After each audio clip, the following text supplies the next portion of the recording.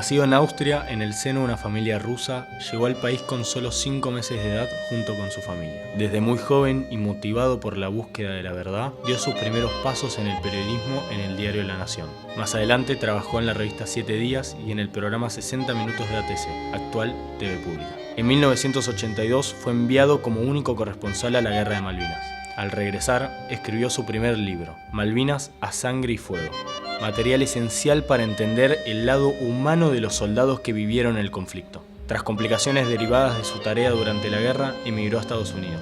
Al regresar al país en 2007, reafirmó su postura sobre las islas con el libro La Pasión según Malvinas, publicado en el año 2008. A lo largo de los años continuó difundiendo su perspectiva sobre el conflicto e hizo propia la tarea de dar voz a los excombatientes. Su último libro es La Malvinada, editado en 2021. A principios del 2024 asumió como director de Gesta de Malvinas en el Senado de la Nación, lugar donde mantiene una política activa honrando a los veteranos y a la soberanía argentina sobre Malvinas. Escritor, periodista y ferviente defensor de nuestras islas. Hoy charlamos con Nicolás Casanseu. Bueno, Nicolás, muchísimas gracias por brindarme esta charla. Creo que podemos hablar mucho. Será un gusto y doblemente proviniendo de un joven, porque el futuro obviamente es de ustedes y ustedes tienen que llevar la estafeta cuando los que participamos no estemos más. ¿Te parece si pedimos un café? Excelente idea. Vero, ¿te puedo molestar?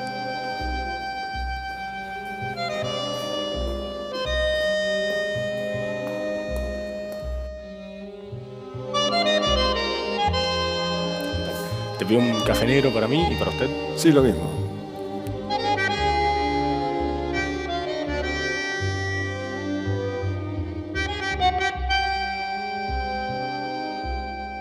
Me gustaría que nos traslades a ese primer momento en el que recibiste la noticia de que ibas a ser el corresponsal del conflicto de Malvinas. Yo ni siquiera estaba en Canal 7, me había ido de ATC Canal 7 por desavenencias con el productor, estaba trabajando en Canal 11 y días antes del 2 de abril, sin que yo sospechara nada, me llama el productor, me dice, ¿no querés volver? ¿Cuánto querés ganar? Dije, bueno, voy a volver. El 2 de abril me despierto un llamado de Víctor Sueiro, mi colega y amigo, enfervorizado de que habíamos recuperado Malvinas. Yo estaba feliz como argentino y me quería matar como periodista. Estaba en mi casa en pantuflas, me lo había perdido. Voy de traje y corbata para grabar mi promo de reingreso y le pregunto al productor, ¿a quién mandaste? No, no mandé a nadie. ¿Cómo no mandaste a nadie? No, porque fulano tiene que conducir la batalla política, Sutana es mujer, otro más tiene asma. Le digo, pero mandame a mí. Ah, bueno, andá. Ahí me di cuenta que me había recontratado con toda la intención. Sabía que me gustaba ese tipo de cobertura, yo había cubierto algunas guerras civiles en Centroamérica, hablaba inglés y así de traje y corbata me fui derecho para Comodoro Rivadavia. ¿De traje y corbata? Sí, me compré una camperita de apuro en Comodoro, que la pasé bastante mal con esa camperita, hasta que un oficial, el teniente coronel Seneldín, que se había apoderado del cuartel de Moody Brook, conquistado por los infantes de marina, pero él en ese momento era el que lo administraba, me regaló una campera de Royal Marine, una chaqueta de Royal Marine, una chaqueta de trofeo, que la usé durante toda la guerra para descontento de los kelpers, porque era como que me estaba pavoneando con un símbolo de la derrota del 2 de abril. Me gustaría que cerremos un poco los ojos y imaginarnos en ese primer pie que pones en las islas. Éramos en la primera tanda unos 40 periodistas, era todo un desorden, estábamos allí por un par de horas, había que aprovechar, hacíamos notas a quien se pusiera a tiro y la sensación era surrealista. Había que pellizcarse para convencerse de que esa bandera que estaba flameando ahí, azul y blanca, estaba flameando en Malvinas. Era como si la composición de primer grado inferior, las Malvinas son argentinas, se había tornado una realidad. Costaba aceptarlo, era demasiado loco que un sueño así se hubiera cumplido. Y la emoción, sobre todo después en los días siguientes, cuando uno veía llegar a las tropas, que los soldados bajaban muchas veces con la Virgen en la culata de sus fusiles, o los oficiales que se hincaban para besar el suelo. Era muy emotivo. Dijiste que fueron 40 colegas. ¿Viste algún colega morir, periodista, en las cenas? No, es que de esos 40 no quedó nadie, porque en esa primera tanda nos hicieron regresar a todos. Después en abril entraban y salían periodistas, pero se volvían en el mismo vuelo. Nadie se quedaba, inclusive yo fui testigo. Delante mío, el general Menéndez le ofreció al corresponsal de guerra del Diario de la Nación, con carnet y todo, yo no tenía ningún carnet, que se quedara y dijo, no, soy más necesario en Comodoro Rivadavia. No se quedaban. Entonces después se cierra el bloqueo y ya después no pudieron entrar más, aunque quisieran. Ese es el motivo por el cual yo y mi camarógrafo fuimos los que cubrimos toda la guerra desde las islas. Sí se quedó un equipo de Telam, pero como inventaba muchas noticias y finalmente inventó una que le molestó al general Menéndez, le quitaron los equipos y ya no siguieron cubriendo la guerra. Ese es el motivo por el cual Lamela, mi camarógrafo Alfredo Lamela y yo, fuimos los que cubrimos toda la guerra desde el archipiélago. ¿Cómo hicieron para trasladar el material? ¿Hacían base en Comodoro? Porque hoy en día yo me lo imagino y llevo mi celular, llevo la cámara, tengo archivo para 1 tera de video que pueden ser años de grabación. En ese momento, ¿cómo hacían? En abril yo entraba y salía, me iba a Comodoro, transmitía desde Canal 9 de Comodoro, pero el día 23 de abril decidí no salir más porque se estaba cerrando el bloqueo y corría el riesgo de quedarme afuera y perdérmela, cosa que no quería. A partir de ese momento mandábamos el material por los aviones Hércules de la Fuerza Aérea, o los Fokker de la Armada, que burlaban el bloqueo y aprovechábamos para darse el material a los tripulantes. Con gran audacia, volando a ras del agua en los últimos tramos para no entrar en el lóbulo de radar de los ingleses, cosa que después replicaron también los pilotos de caza, con enorme riesgo, inclusive a veces entraban de noche y les alumbraban con lo poco que se podía alumbrar, con pequeños fuegos que marcaban mal la pista, con viento cruzado, después de haber sorteado el peligro de los buques, hasta dio origen a un neologismo la manera en que los aviones Hércules burlaban el bloqueo. No eran aterrizajes, eran aterrorizajes. Y se siguieron cumpliendo hasta el último día, literalmente, de la guerra. Siguieron viniendo a nuestra ayuda. Era nuestro cordón con el continente. El único nexo que teníamos eran esos vuelos y nunca nos dejaron solos. Bueno, eso es una maravilla, ¿no? De la Fuerza Aérea que se estudian, de la Fuerza Aérea Argentina en el conflicto de Malvinas se estudia hasta el día de hoy en muchas academias militares. Pero ¿qué era lo que motivaba a los soldados? El patriotismo, desde ya el amor a la patria, pero que tiene una traducción en lo concreto, el amor al prójimo. Porque sí, el soldado combate por amor a la patria, pero la patria es un concepto tan elevado, tan hermoso, que llega a ser abstracto. En la cotidianeidad del combate es el amor al soldado que tenés a la derecha, al soldado que tenés a la izquierda, que por ahí ni conoces su nombre, pero te sentís totalmente hermanado. Tengo muchos ejemplos de eso. Mira, el 1 de mayo, cuando después de atacarnos los bombarderos ingleses nos estaban cañoneando los buques de la flota, la estábamos pasando muy mal, vimos 3 puntitos que pasaron sobre nuestras cabezas, 3 aviones ingleses, como caballería que llega al rescate, atacaron a los británicos y vimos que uno de los buques se fue humeante.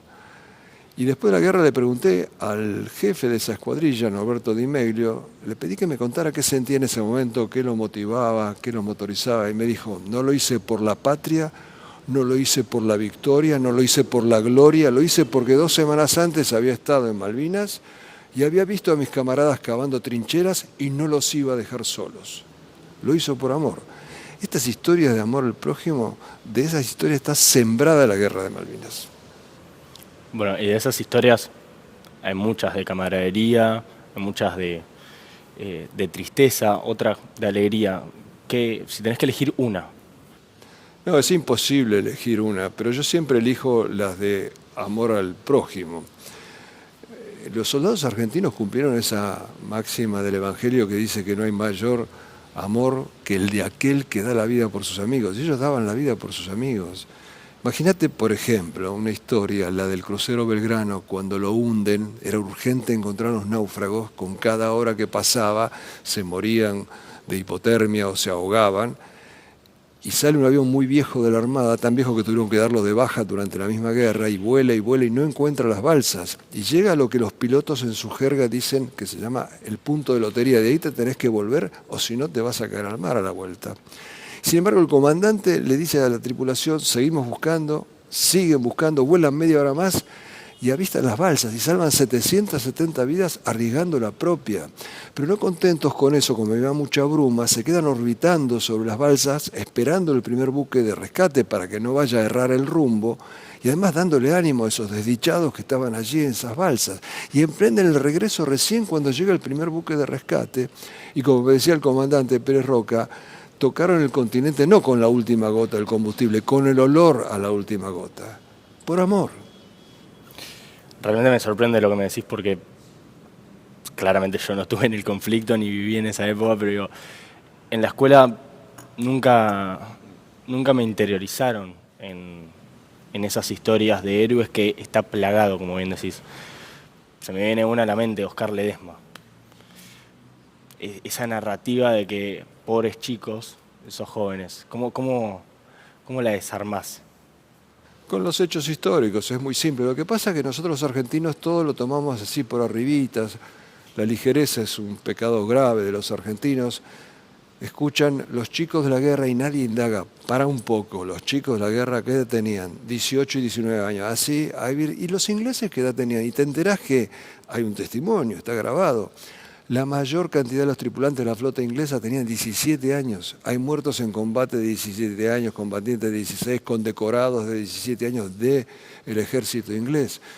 Nos guste o no nos guste, los combatientes jóvenes fueron norma en todas las guerras de la historia de la humanidad, pero además combatieron con eficacia y esto se ha ocultado, se los ha presentado como los pobrecitos, cuando el soldado que vos mencionaste, Oscar Ledesma, de 18 años, en un mano a mano, por salvar a un par de camaradas, abate nada menos que al jefe de los paracaidistas ingleses. O sea, ese mote de chicos de la guerra ofende a los combatientes, pero también ofende a la inteligencia. Si uno mira los noticieros de hoy, la guerra en Ucrania, va a ver los mismos rostros adolescentes de nuestros combatientes en Malvinas. Permitime repreguntarte, entonces, ¿cómo se transforma esa narrativa? Con la verdad, con los hechos puros y duros. Basta de propaganda, de ideologización de la historia, hay que ir a las fuentes, hay que estudiar sin preconceptos la guerra de Malvinas, sin mezclarlo todo, y ahí va a aparecer la verdad, porque la verdad más tarde o más temprano se impone por su propia fuerza, por más que haya muchos gobiernos que traten de ocultarla. Ahora, lo ideal sería que aparezca todavía en vida de los combatientes, y no cuando ya sean solamente un recuerdo. ¿Por qué el concepto de Malvinas está inculcado, está arraigado al inconsciente colectivo de los argentinos, y está grabado a sangre y fuego, como bien decís en tu título, en el corazón de los argentinos? Porque es la única causa nacional que une a todos los argentinos. El 99,9% de los argentinos está conteste en que es una causa nacional, que Malvinas es nuestra y que tiene que ser recuperada. Esto no lo han podido erradicar ni siquiera con 42 años de propaganda antimalvinera después de la guerra. Fíjate que en la misma guerra, que había grietas mucho más profundas que las de ahora, se cayeron. Se hizo un comando conjunto entre marinos y montoneros dinamiteros que 2 semanas antes se habían estado matando entre ellos para ir a tratar conjuntamente de ir a dinamitar buques ingleses en Gibraltar. Los terroristas montoneros exiliados en el exterior se presentaban a las embajadas ofreciéndose para combatir. Fue la demostración de que fue un pueblo el que bancó la guerra de Malvinas, no fue el gobierno de turno. Es más, yo te invito a que veas el video cuando Galtieri sale al balcón y se escucha claramente que cada vez que él decía yo presidente lo chiflaban, lo abucheaban, y cuando decía presentaremos batalla lo aplaudían. La gente hizo clara diferencia entre el gobierno de turno y la causa nacional Malvinas, que es indestructible. ¿Y qué mensaje nos puede dejar la causa Malvinas o cómo podemos aprender de ella? en esta situación de, en ese momento también una fractura social como similar o menor a la que vimos ahora, pero digo, ¿cómo podemos aprender para unirnos? Lo que tenemos de la causa Malvinas es el legado de los héroes de Malvinas, que es importantísimo y quizás por eso justamente los ocultaron políticos que no les interesa que se eleve la vara. El héroe eleva la vara y la población que observa al héroe también se eleva. El heroísmo es como una levadura que actúa a través del tiempo y del espacio, siempre. Y siempre en los países que tuvieron éxito en su desarrollo, siempre el heroísmo fue la escuela. Durante siglos y siglos, en Occidente, los alumnos estudiaban vidas paralelas de Plutarco, que son las historias de los héroes antiguos. En todo momento de la historia de la humanidad, los países que sobrevivieron y crecieron se inspiraron en los héroes. En la Edad Media los caballeros, en nuestro propio país, los héroes de la independencia. Lo que pasa es que llegamos en nuestro país a una época de no solo desmalvinización, sino desheroización. Está mal aparentemente hablar de los héroes, está de moda presentarlos como patéticos degenerados, como pedófilos o como toda esta cuestión de que historiadores como Piña han tratado de hurgar, digamos, en los trapos sucios de los héroes. Yo creo que tiene un propósito y es que si mostramos a nuestros héroes como patéticos degenerados, ¿qué destino de grandeza podemos esperar nosotros? Y sin embargo, nuestros héroes son los portadores y transmisores de los valores eternos que no se pueden transmitir con discursos. El amor, el coraje, la abnegación, el desprendimiento, la fe, todo eso se puede transmitir de corazón a corazón, de generación en generación, con el ejemplo, con los arquetipos. Tenemos esos arquetipos, nos los ha regalado la Guerra de Malvinas y quizás justamente los esconden o los han escondido durante mucho tiempo nuestros políticos porque es mucho más fácil manipular una población, llevarla de las narices, saquearla con héroes con pie de barro, con héroes del glamour, algún personaje del deporte, algún personaje de la farándula y no con los héroes reales que son los guerreros de Malvinas. Es muy complejo porque la desmalvinización, creo que hagas hincapié en eso, nos llevó a tergiversar toda la historia. ¿Cómo se reconstruye? ¿Cómo unimos piezas? Con la verdad pura y dura, insisto, la verdad tiene que aflorar y para eso,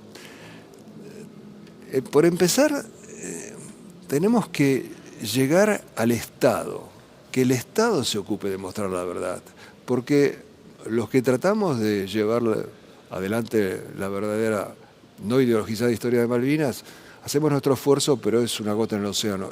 Tiene que haber una política de Estado, que siempre la hubo en todos los países que prosperaron, de enseñar a nuestras jóvenes generaciones el ejemplo de los héroes. El Estado ha traicionado esa obligación que tiene. Al contrario, ha ayudado a que se tergiverse. Necesitamos un Estado patriota que entienda que si no transmitimos esos valores, somos un país acabado. Necesitamos dejar de mezclar la paja con el trigo. ¿Hubo militares que actuaron de manera horrenda? Sí, hay que condenarlos, pero no se puede meter todo en la misma bolsa. De hecho, estamos desarmados, no tenemos fuerzas armadas realmente, porque se metió todo en la misma bolsa. Y no es lo mismo Videla que el soldado Oscar Ledesma. Lo que necesitamos es que se separe la paja del trigo y reivindicar a los soldados que pelearon con honor y valor y que la sociedad entienda que necesita de sus fuerzas armadas. Porque ya lo han dicho los antiguos romanos, si vis pacem para bellum, si querés la paz, prepárate para la guerra. Los pueblos que no quieren mantener sus propios ejércitos terminan manteniendo un ejército extranjero. Y nosotros hoy estamos desarmados con todas las riquezas de todo tipo que tiene nuestro país, territoriales, ictícolas, acuíferas, petrolíferas, que están escaseando en el resto del mundo. Cuando las vengan a buscar, ¿qué poder de disuasión vamos a tener si seguimos en esta tesitura? Porque las Fuerzas Armadas no son primordialmente para ir a la guerra, son para no ir a la guerra, para decir, mirá lo que tengo atrás, no te metas conmigo. Quiero retomar Malvinas entendiendo muchas veces cuando nosotros nos enfrentamos a alguien, a algún oponente, decimos, somos la altura de nuestro enemigo. ¿Quién era ese enemigo? Lamentablemente para nosotros, los ingleses reconocen el valor y la capacidad de nuestros combatientes muchísimo más que dentro de nuestro propio país. Muchas veces hay que ir a las fuentes inglesas para enterarnos cómo combatieron nuestros soldados. Por ejemplo, se ha abundado mucho en esto de que era una guerra de antemano condenado a la derrota. Y sin embargo, el almirante Woodward, que llevaba un diario durante la guerra, ese diario se convirtió en un libro, después hay una versión en español, se llama Los 100 días, después de enumerar todas las bajas que la aviación argentina le causa a los ingleses y de decir que la flota no aguanta más por también el desgaste del agua salada, escribe: si los argentinos pudieran soplarnos, nos caemos. Lo escribe el día 13 de junio, día en que Menéndez decide la rendición sin haber dado nunca un orden de ataque ni de contraataque. No perdimos la guerra por los soldados de 18 años, la perdimos por los generales y almirantes de 50 que nunca se jugaron. Para saber cómo combatieron nuestros soldados, que acá se oculta, tenemos que ir, por ejemplo, a un video de un cabo inglés que cuenta el ataque nocturno a Monte Longdon. Dice este cabo que de repente, en el medio de la oscuridad, sale de detrás de una roca un soldado argentino y les dice: ¡hey, hombre! Y empieza a tirar de la cintura, mata al soldado inglés que va delante del que relata, hiere al que relata, y cuenta el que relata que para sacar al argentino de detrás de la roca tuvieron que tirarle con un misil antitanque. Esos son los mal llamados chicos de la guerra. Otra historia que cuenta Woodward, ¿por qué no la contamos nosotros? Dice que en el ataque a una de las fragatas, a la Broadsword, venían dos pilotos. Hay una foto que tomó un oficial inglés desde ese buque y se ven dos puntitos atravesando una maraña de explosiones, le estaban tirando con todo. Y cuenta el almirante inglés que los radares de los lanzamisiles los tenían enganchados, o sea que eran hombres muertos, porque si el radar te engancha, el misil no le puede errar. ¿Qué hicieron estos dos jóvenes pilotos, Carballo y Rinke? Volando a casi 1000 kilómetros por hora, con los ingleses tirándole con todo, se pusieron ala con ala, y los radares que tenían dos blancos vieron un solo blanco, se desorientaron, no salieron los misiles y pusieron fuera de combate a la fragata Broadsword. Ala con ala, que es un peligro total. Absoluto. Sin embargo, en nuestro país no se conoce.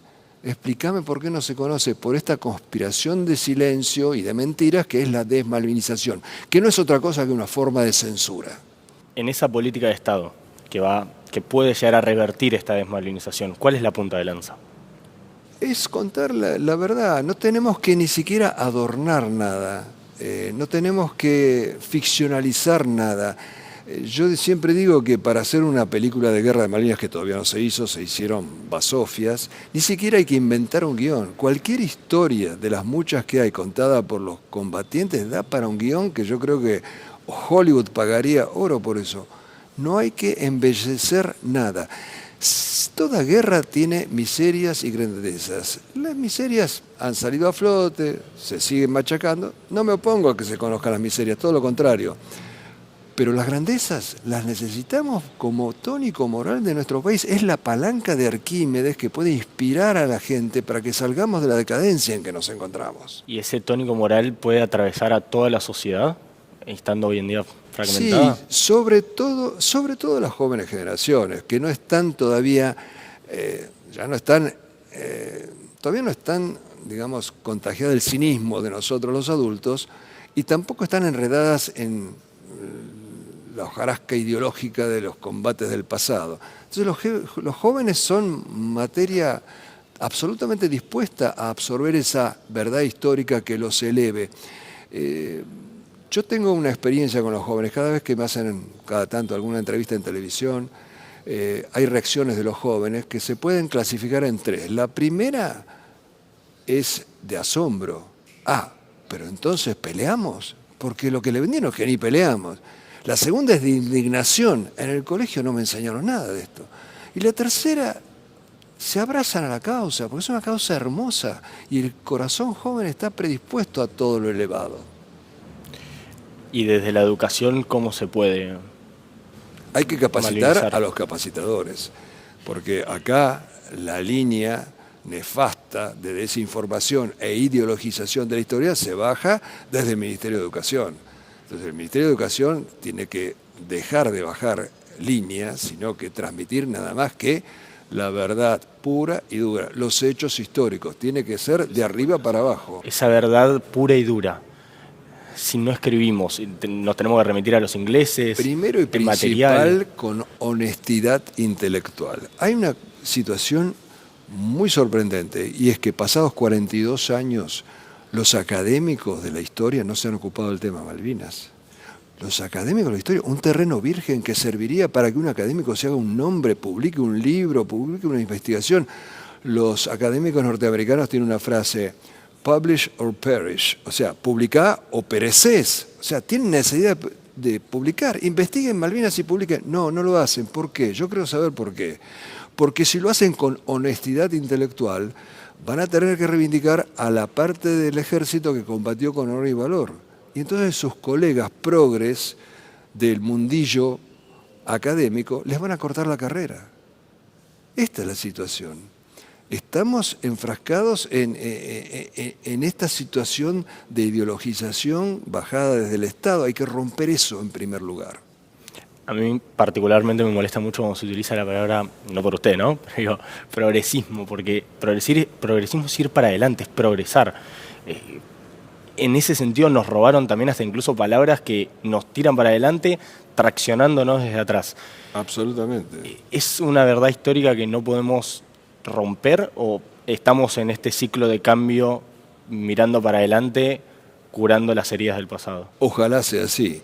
Mi gran esperanza es que en el Poder Ejecutivo, por primera vez en todos estos años, hay una persona, Victoria Villarruel, hija de un comando de Malvinas, que además tiene los valores de ese comando de Malvinas, a quien tuve el honor de conocer. Así que yo creo que esa es una gran esperanza. Vamos a ver cómo eso puede llegar a fructificar en el futuro. Me hablaste de los valores del padre de la vicepresidente y de todos los combatientes, o de la gran mayoría, ¿no?, de los combatientes de Malvinas. ¿Cuáles son esos valores?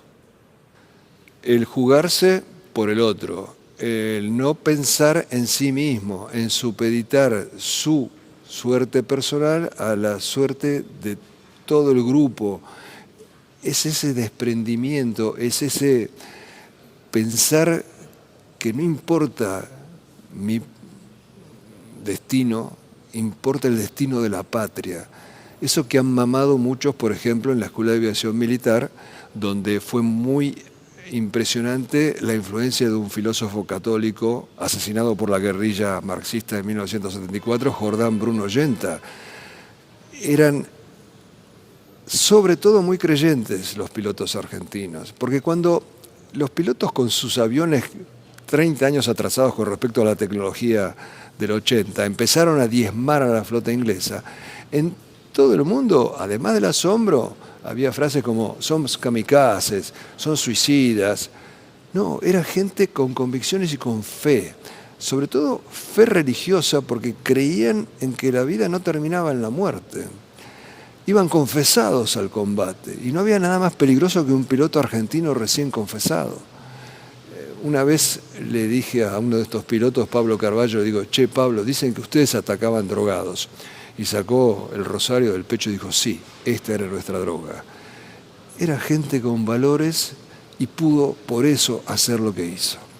De esa manera también podemos construir los valores que nos quitaron. La construcción de algo que es, desde mi punto de vista como joven, inexplicable, de que no podemos pensar una política de Estado a más de 4 años. O sea, pasan 4 años y viene otro gobierno y se destruye completamente. Desde Gesta de Malvinas, desde su dirección, y quiero entrar ahí, ¿qué se está haciendo para recuperar? ¿Cuáles son los objetivos?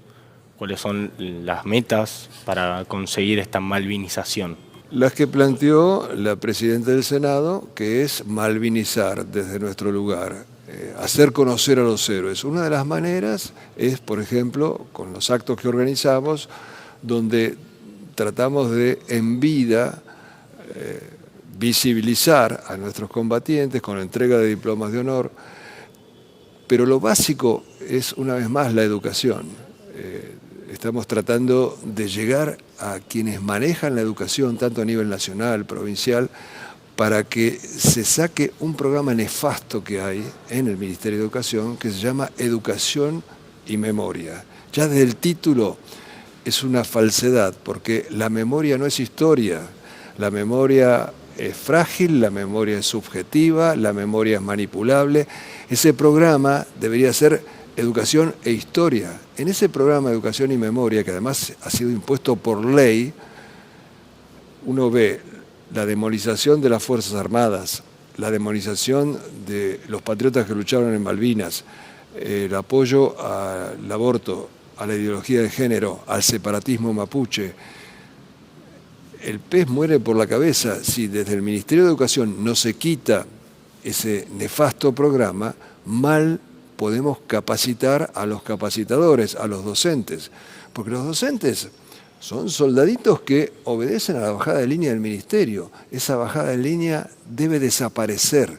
Lo que tiene que bajar es la enseñanza de la historia sin aditivos ideológicos. Y desde la dirección, haciendo estos programas de otorgarle diplomas de honor a aquellos combatientes, a aquellos héroes que sirvieron a la patria, quiero que me remita a su sentimiento como director, como persona que luchó 40 años por una misma causa.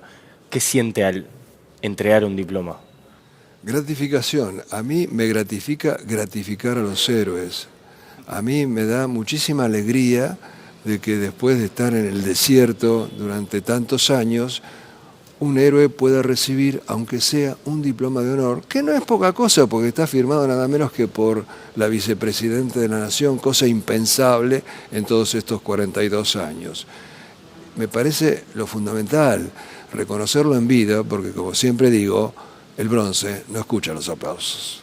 Es algo que no imagino ni siquiera poder comprender el por qué. ¿Cuál es esa demonización sobre una causa tan loable como Malvinas? Desde su perspectiva, ¿por qué desde un origen se desmalvinizó? Hay muchos factores. Por empezar, la desmalvinización comenzó al día siguiente de la caída de Puerto Argentino por orden del nuevo hombre fuerte del ejército, una vez volteado Galtieri, que era el general Nicolaides, que decretó Malvinas no existió, hay que esconderlo. Por eso a los soldados ni los recibieron, ni les dieron ningún tipo de contención, los escondieron, los mandaron a sus casas entre gallos y medianoche en trenes que tenían selladas las ventanas, etc. Ese fue un factor muy importante. Después tuvimos la mala suerte de que el primer gobierno democrático estaba encabezado por Raúl Alfonsín, que tenía una inquina personal con Galtieri, con el cual había compartido el liceo militar, y él trasladó esa inquina personal a todo lo que tuviera que ver con Galtieri, incluida Malvinas. Alfonsín prohibió conmemorar el 2 de abril. Alfonsín hizo sacar los restos del primer héroe yaquino y tirarlos en un lugar horrible en un cementerio de Mar del Plata. Alfonsín llegó a decir que la guerra de Malvinas fue un carro atmosférico. Muchos oficiales pidieron la baja después de esa ofensa. Cuando las incipientes organizaciones de veteranos le pidieron ayuda a Alfonsín porque la estaban pasando muy mal, la respuesta fue que los ayude aquel que los mandó a la guerra. Una respuesta totalmente deshumanizada. El factor ideológico fue muy importante porque al querer vengarse de los militares que habían incurrido en violaciones a los derechos humanos, pusieron a todos en la misma bolsa, demonizaron a todas las Fuerzas Armadas, a todos los integrantes, inclusive a los que no tuvieron nada que ver con ningún acto aberrante. Y hubo otros factores y muchos más. Por ejemplo, nuestra obscena manera de ver los hechos en forma exitista. Somos tremendamente exitistas los argentinos. Mientras supuestamente estábamos ganando, cosa que yo nunca dije, todo el mundo estaba a favor. Como perdimos, yo siempre estuve en contra. Ese exitismo, ese darse vuelta. Un tema horrible como es la envidia, tan humano y tan terrible como la envidia. Cuando volvieron los combatientes de Malvinas, los que le hicieron la vida imposible a los propios cuadros, suboficiales y oficiales, fueron sus camaradas que no habían ido a la guerra. Los persiguieron, los ningunearon, trataron de cortarles la carrera, convirtieron en un infierno la vida de los que fueron a Malvinas. Yo conozco casos de estrés postraumáticos que no se originaron en Malvinas, se originaron en esa persecución de posguerra. Toda esa conjunción de hechos lamentables fue la que llevó a que se ocultara la verdad de la guerra de Malvinas.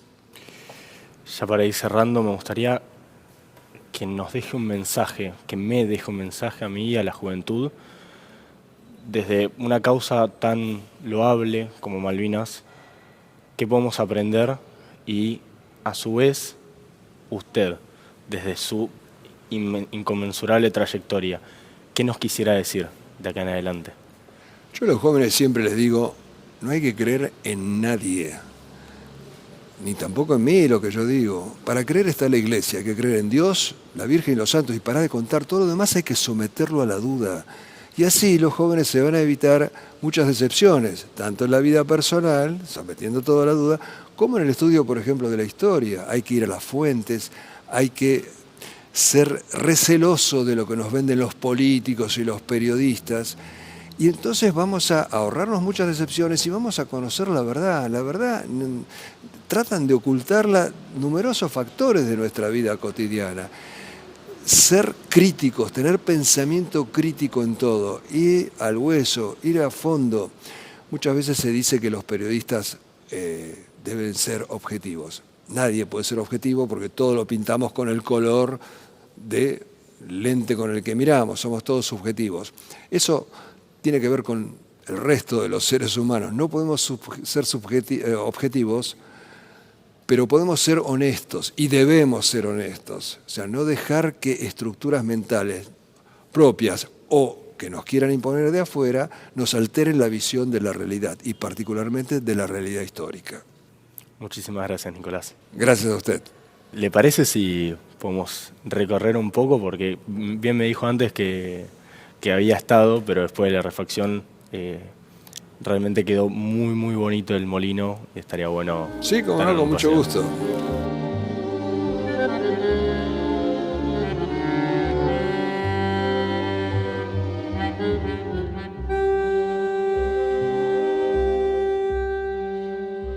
A mí me gratifica gratificar a los héroes. A mí me da muchísima alegría de que después de estar en el desierto durante tantos años, un héroe pueda recibir, aunque sea un diploma de honor, que no es poca cosa, porque está firmado nada menos que por la vicepresidenta de la Nación, cosa impensable en todos estos 42 años. Me parece lo fundamental, reconocerlo en vida, porque como siempre digo, el bronce no escucha los aplausos.